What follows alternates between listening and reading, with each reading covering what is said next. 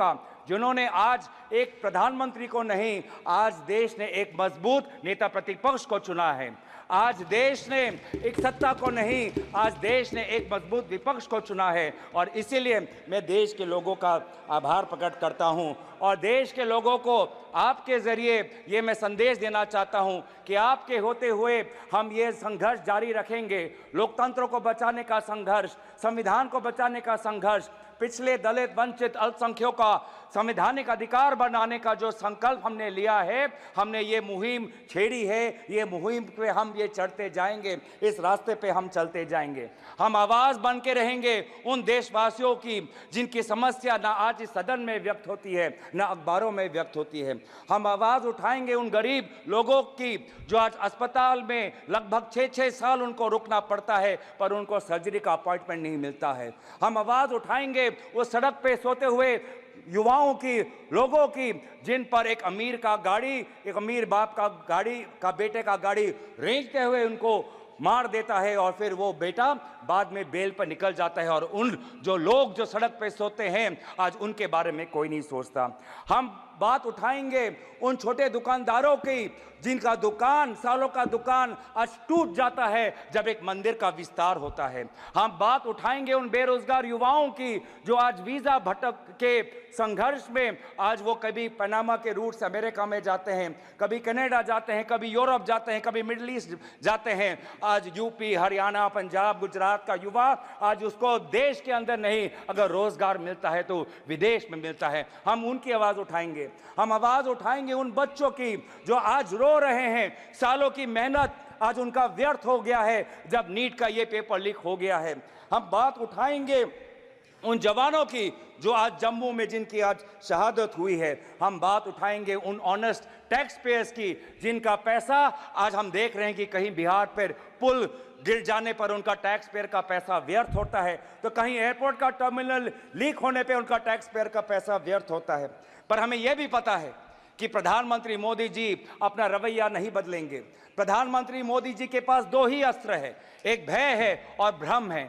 भय वो दिखाते हैं इनकम टैक्स, ईडी और सीबीआई के साथ, लेकिन देशवासियों ने इस बार कह दिया है कि हम इनकम टैक्स, ईडी और सीबीआई से डरते नहीं हैं। और दूसरा जो उनका अस्त्र है वो भ्रम का, वो हमने प्रचार में भी देखा। बांसवाड़ा में उन्होंने क्या कहा, बांसकाठा में उन्होंने क्या कहा, और जिस प्रकार से प्रधानमंत्री मोदी जी के भ्रम को देशवासियों ने लोकसभा चुनाव में नकारा, उसी तरीके से आज भी आप राहुल गांधी जी के भाषण पर जो भ्रम फैलाने का कोशिश कर रहे हैं, उस कोशिश को भी देशवासी नकारेंगे। इसीलिए मैं देशवासियों के प्रति मैं आभार प्रकट करता हूं, क्योंकि देश बदल चुका है, सदन बदल चुका है। आज आप देख रहे हैं कि जब विपक्ष जब अपनी बात उठता है तो प्रधानमंत्री को भी, कैबिनेट को भी अध्यक्ष महोदय से संरक्षण मांगना होता है। मैंने ऐसा नज़ारा पिछले 10 साल में नहीं देखा कि नेता प्रतिपक्ष बोल रहा है, विपक्ष बोल रहा है और गृह मंत्री उठ के बोल रहे हैं कि हमें संरक्षण दो, हमें संरक्षण दो, हमें संरक्षण दो। ये है ताकत लोकतंत्र की, जहाँ पे सत्ता पक्ष हो, जहाँ पे विपक्ष हो। अगर आपके पास सत्ता है इसका मतलब ये नहीं कि आप सही हो, अगर हम विपक्ष में हैं इसका मतलब हम गलत है, ये इसका मतलब नहीं है। सत्ता पक्ष और विपक्ष लोगों की दो राय रखता है और फिर जनता जनार्दन निर्धारित करती है कि वो किसको राय को स्वीकारता है, चाहे वो सत्ता हो का विपक्ष को। और इसीलिए आज में देश बदल चुका है उत्तर पूर्वांचल से, जहां से आज मणिपुर के 2 सांसद हम जीत के आए हैं। नागालैंड में हम पिछले बार जब कांग्रेस पार्टी जीती थी तो वो 1996 में थी, अब आज दोबारा हम 2024 में जीत के आए हैं। मेघालय में इनके जो टूरा लोकसभा सीट हम जीत के आए हैं, वो पिछला सीट हम 1996-98 में हम जीते थे, आज दोबारा वो टूरा लोकसभा सीट हम जीत के आए हैं। आज एनडीए को उत्तर पूर्वांचल के लोगों ने नकारा है।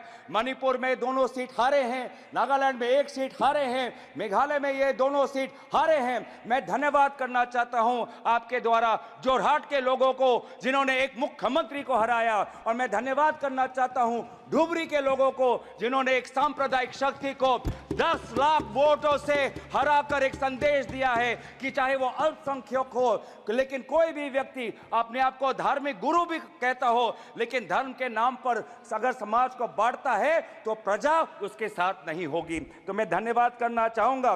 और ये बदलाव लाने के लिए वे सारे जो समाज के विभिन्न वर्ग हैं, मैं सभी का आभार प्रकट करता हूं। वे हजारों लोग जो राहुल गांधी जी के साथ भारत जोड़ो न्याय यात्रा पे चले, मैं उनका धन्यवाद करना चाहता हूं। मैं उन पत्रकारों का धन्यवाद करना चाहता हूं जिन्होंने निष्पक्षता से अपने पत्रकारी का जो उन्होंने जिम्मेवार उन्होंने उठाया। आज एक संदेश गया उन पत्रकारों को जिनको हौले हौले प्रधानमंत्री मोदी जी से प्यार है। एक संदेश गया उन पत्रकारों को जो कहते हैं कि ये तो सिर्फ फॉर्मेलिटी है, कि अपनी पत्रकारिता पर ध्यान दे, नहीं तो लोग आपको देखना बंद कर देंगे। मैं आज युवाओं को मैं आभार प्रकट करना चाहता हूं क्योंकि उन्होंने व्हाट्सएप का इस्तेमाल नहीं किया, उन्होंने अपना विवेक का इस्तेमाल किया। मैं उन सनातन धर्मों को मानने वाले लोगों का मैं आभार प्रकट करता हूं जिन्होंने आज नफरत और हिंसा पर नहीं, लेकिन धर्म जो हमें सिखाता है इंसानियत, चाहे हिंदू हो, चाहे मुस्लिम हो, चाहे ईसाई हो, चाहे सिख हो, हर धर्म हमें सिखाता है कि हम एक अच्छा इंसान बने। इंसानियत के आदर्शों को हमें सिखाता है, समाज एक आदर्श बने वो हमें सिखाता है। मैं गुजारिश करना चाहता हूं आपके द्वारा, मैं अंत में आ रहा हूं सर, लास्ट के मैं दो तीन चीजें बोलना चाहता हूं। मैं आपके द्वारा मैं गुजारिश करना चाहता हूं कि आप बार बार बात करते हैं कि हमने एक नया सदन बनाया, लेकिन क्या ये उचित नहीं होता कि चाहे पुराना सदन हो चाहे नया सदन हो, इन दोनों सदनों के सामने डॉक्टर भीमराव अंबेडकर की मूर्ति हमारे सदन के सामने होनी चाहिए थी? क्या ये उचित नहीं था? क्या ये उचित नहीं था कि चाहे नया सदन हो? ये स्पीकर का प्रीमाइसेज होता है। मैं गुजारिश कर रहा हूं, मैं आपसे गुजारिश कर रहा हूं, मैं अपनी व्यथा गुजारिश कर रहा हूं। मैं स्पीकर महोदय को आपके द्वारा गुजारिश कर रहा हूं कि पहले के तरह सदन के सामने आदरणीय राष्ट्रपिता महात्मा गांधी जी के मूर्ति को रखिए और पहले के तरह डॉक्टर भीमराव अंबेडकर के मूर्ति को मैं गुजारिश कर रहा हूं। मैं स्पीकर के निर्णय का सम्मान करते हुए उनके मैं गुजारिश कर रहा हूं कि हमारी भी बात सुने, हमारी भी जो मैं चेयर पे हूं, तो अगर आपने स्पीकर से गुजारिश की तो सुन लीजिए। आपने कहा कि बाबा भीमराव अंबेडकर की एक मूर्ति यहाँ जो स्थापित होनी चाहिए। आपको भी निमंत्रण गया होगा। इस पार्लियामेंट में पहली बार सारे महापुरुषों का, बाबा भीमराव अंबेडकर से लेकर के महाराणा प्रताप से लेकर के एक बड़ी वीथिका बनाई गई है उसी संविधान भवन के साथ, और जिसका उद्घाटन हुआ पिछले दिनों।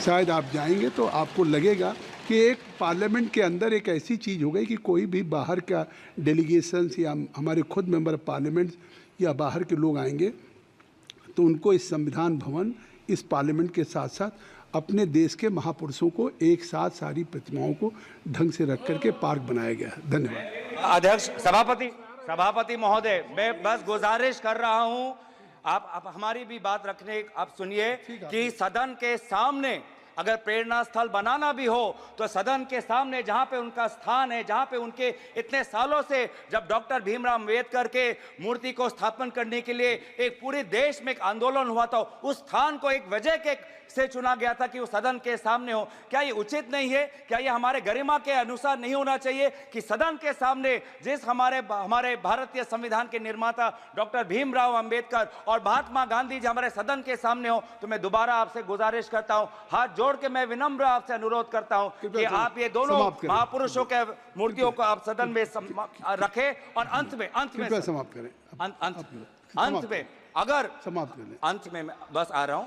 अंत में जो हमने एक मांग रखी कि नीट को लेके एक चर्चा हो, शिक्षा विभाग को लेके आज एक बहुत एक असमंजस नेता प्रतिपक्ष ने नीट पर लेके एक चर्चा हो, उस चर्चे पे एक आप अमल करें। और बस आखिरी मांग कि आज जो आदरणीय शिक्षा मंत्री है उन्होंने अपनी जिम्मेवारी 2021 में ली।